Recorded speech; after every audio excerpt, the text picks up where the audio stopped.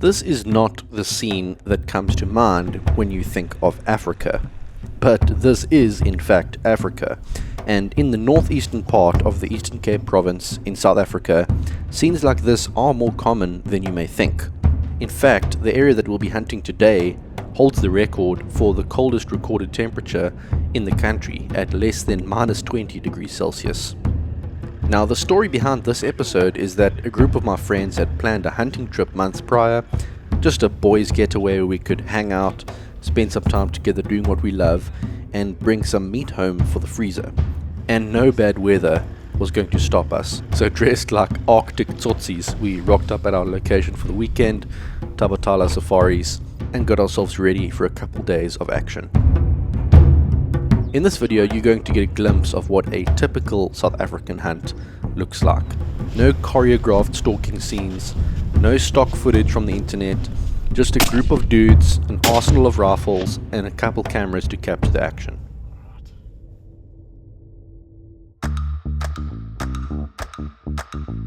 It all begins here, at the old farmhouse at Tabatala. This is a typical house for the area. Thick stone walls, a large veranda, and no shortage of fireplaces. Seriously, have you ever seen this many chimneys on a house before? Well, just arrived at Tabatala, and here comes the snow. It's not the first time I've hunted in snow, but 100% the first time I've hunted in snow in South Africa. So bring it on. Although this is that awkward kind of snow that it's like 1 or 2 degrees, so as the snow hits the ground it starts to melt. Might get a little bit slushy. Guns are packed up, so I think first things first, let's go check Zero. We'll take it from there. Chad is our PH for the weekend, and he starts off by giving us a briefing with the basic plan for the next few days and all the necessary safety protocols. And before we know it, we're on the back of a Land Cruiser facing the elements. So you asked 100 just to put it in, but now the ship's got its back. At the zeroing range, we get our first proper look at all the rifles that we've brought, and there's some real variety here, ranging from some old classic lightweight setups chambered in more old school calibers like 30-06 to my unbearably heavy 260 and 22-250 in their chassis. Everyone gets a few shots to make sure that they're happy with what they're seeing on paper, and we're off to the races.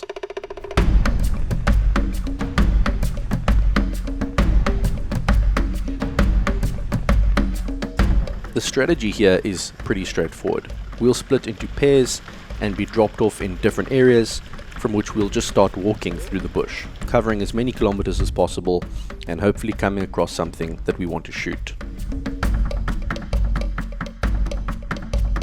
Tabatala is fairly diverse with mountains, grassy plains and patches of thicket, so we're able to strategize certain areas to focus on depending on which species we want to shoot.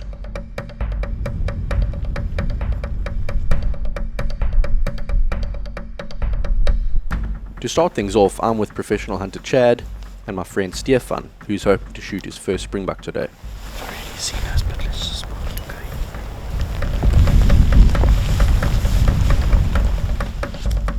There are plenty of springbuck on this property, so finding them is the easy part. It's stalking within range that can be tricky, but we find a donga to walk through, which gives us some cover, and all of a sudden Stefan has his chance as we pop up within 100 meters of a young ram and are able to take a shot.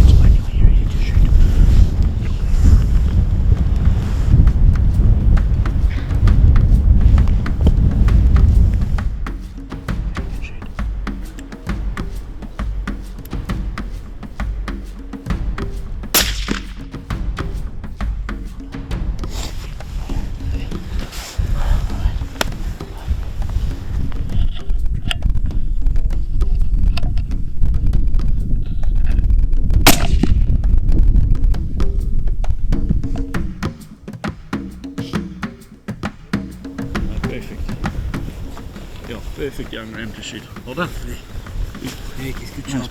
Yeah, well done. Thank you. Thank you very much. No problem. Happy with that, eh? Yeah, that's perfect shooting, eh? That's Okay. absolutely perfect shooting. Well done. Lovely. And this is where tradition comes in. We get a nice photo of Stefan and his springbuck before things get too messy, and then the knife comes out.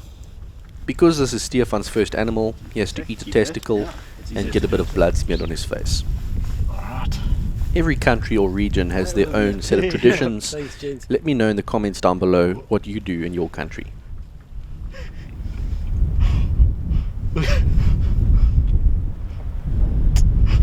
Oh, same. Just have to try and get it down. You're better than me, eh?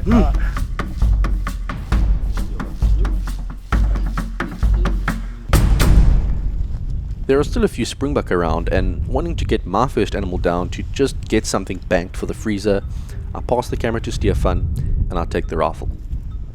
At first I consider taking a headshot on the springbuck, but I don't feel quite steady enough on these shooting sticks to risk it from this distance. The springbuck turns broadside as he prepares to lock horns with another male, and I take my opportunity.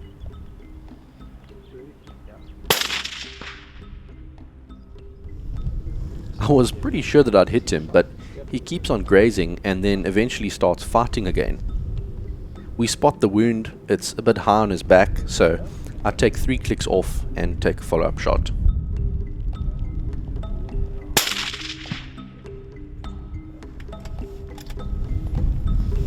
That thing had a shot through its Yeah, back, I saw. and it's still fighting. That's crazy. It shot through the top and it still went and fought. Yeah. That's wild, eh? Here's your other shot, yeah. Okay. So I took 2 shots there.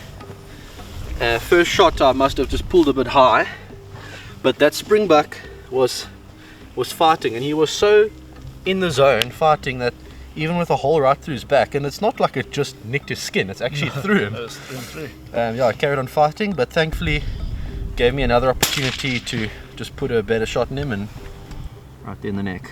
So happy with that. Well, I've got to say this is the coldest weather I've ever hunted in here in South Africa. Should have brought gloves, because walking around with a chassis with cold metal against your hands when it's just about snowing is not fun. But yeah, really cool experience. We came out this morning, snow was coming down, you can still see it on top of the mountains, and started walking. Stefan managed to get his first springbuck, and then yeah, I got an opportunity, and 260 is 2 for 2 so far, so very happy with that. It's been a great time here at Tabatala, and it seems like the other guys are having some success as well, so the strategy of divide and conquer is definitely working. That's day 1 done and dusted for us. 2 springbuck in the cold room, and good success for the rest of our hunting group also. Some guys headed out for another afternoon session. I chose to relax at the lodge, explore a bit, and we all shared our stories around the fire that evening as we prepared ourselves for day 2.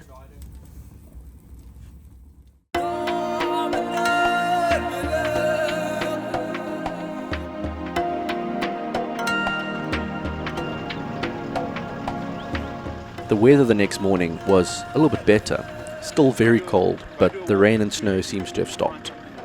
Chad gives us a briefing once again and pairs us up according to the species that we want to shoot.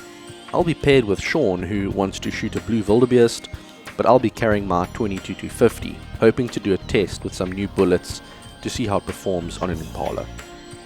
On our way out though, we see a lechwe with a broken leg, and Chad asked me to put it out of its misery.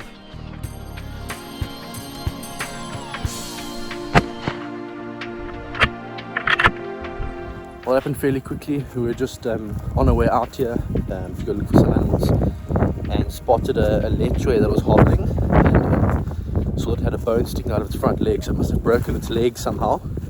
And yeah, Chad obviously from a management point of view made sure injured animals are not suffering, so I was able to hop out quickly and put a shot in its head with a 22-50. Not a trophy hunt by any means, but management of animals is all part of the game, and part of keeping this farm running smoothly, so always happy to help. And my first lechwe, so definitely wouldn't complain about that.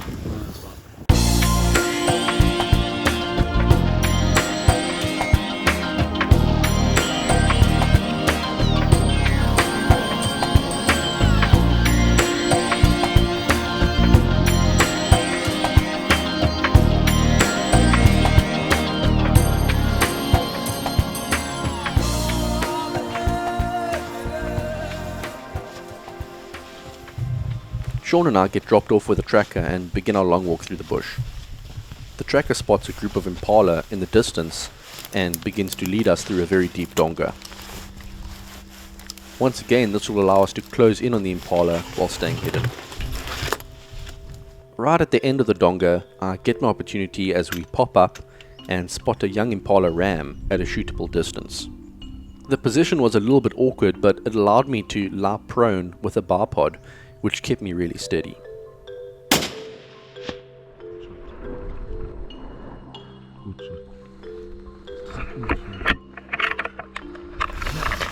So, impala down 230 meters. It was a really cool setup. We actually came walking through a donga here, and our tracker brought us nice and close to them. Popped up over here, and we saw a group with him.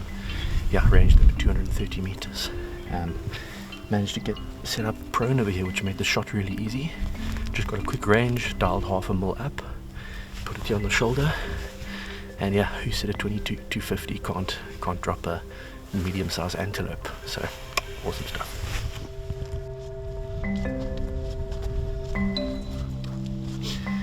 Well, here's our impala. We've got a nice little view from up here, sort of maybe a tenth of the way up the mountain. Yeah, shot entered right over here. You can hardly see it, but right there, and then fairly decent sized exit on the other side. So yeah, bullet performed textbook, perfect. It maybe took 2 or 3 steps and just toppled right over. So really happy with the little 22-250. It's doing the job. Got lots of power. People think because it's a little 22 it doesn't have enough power to take down medium-sized game, but as long as your bullet can penetrate enough and get through those vitals, then it's no problem whatsoever. So yeah, it was a good little test for this rifle, and I think it won't be the first time I shoot something with this.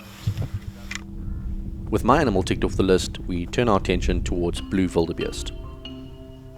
We follow a contour path towards an elevated position where we can glass the valley, and we spot a group of wildebeest just across from a whole network of dongas.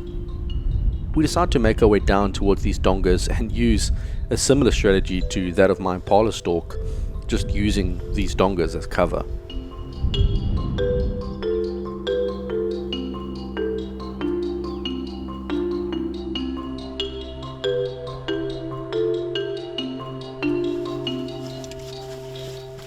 This kind of reminded me of that scene in The Lion King where the herd of wildebeest stampede through the valley. This valley floor seems like it had some stories of its own to tell.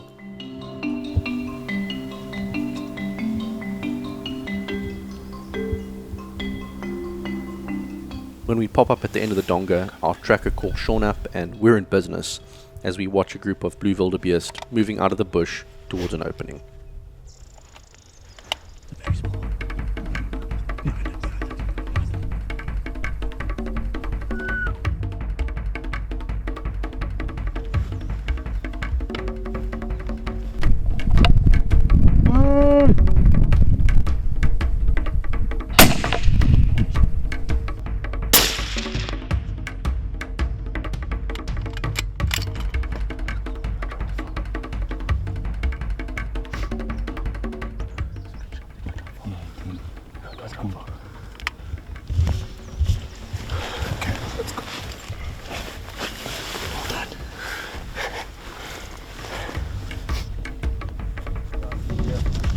Oh yeah. Oh, there it is. Right in front of us. Nah, come on. Good. Yeah. Nah, this. Ah, there it is, there it is. No plan. So I've been wanting to shoot a blue for quite some time. Saw it, we were up on the mountain, we saw it for quite some distance away. Decided to trek through the riverbed that was right up. Came up on the hill, saw it standing 170, maybe 200 away. Lie down like half in the riverbed, just over looking at the peak. Waited for a few of them to cross, waited for a stop, had a shot, ran a few meters, dropped down. Yeah, it's a good kill, very happy with it.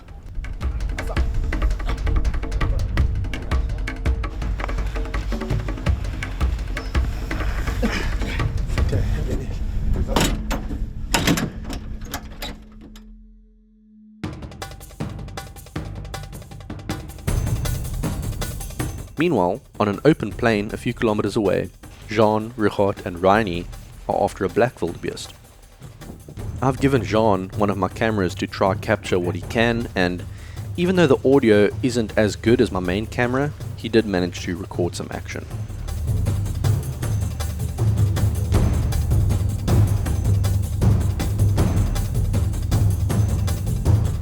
Richard is using his Hauer in 6.5 by 55, which is pushing a 143 grain ELDX bullet at very similar velocities to what I'm using in my 260.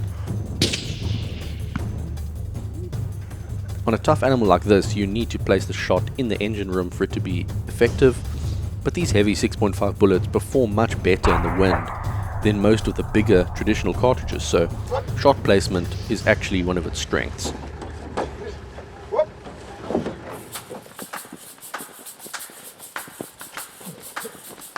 Richard's brother Reini was keen to get a waterbuck bull down, and unfortunately we didn't get the shot itself on camera, but I'm including it anyway because it's probably the most impressive animal that anyone shot on this trip.